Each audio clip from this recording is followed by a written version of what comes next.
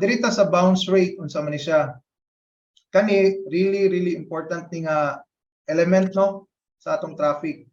Mo ni mag-determine kung pila ka buok ang ga-engage gyud sa imuhang website.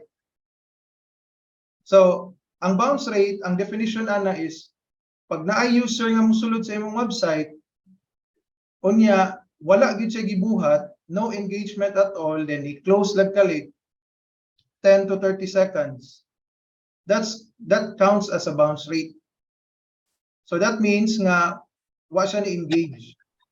So pasabotan ni 36% sa tanan visitors nako wala ni engage. Ang bad bounce rate is 70% and up.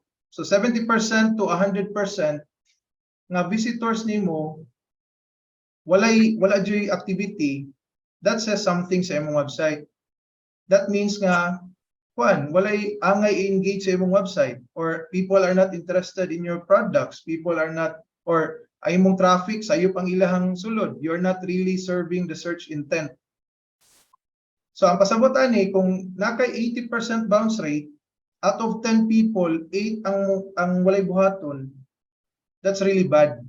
Ano? So kung imong madumduman ang usa sa atong ranking factor is user engagement or user experience, kani siya ang number nga atong tan-awon. Ano? And dira na dayon ka kung dako gani kayo, so imo na dayon i-check unsay nganong kuan man, nganong wala man ni-engage sa imong content, sa imong elements sulod sa imong web page.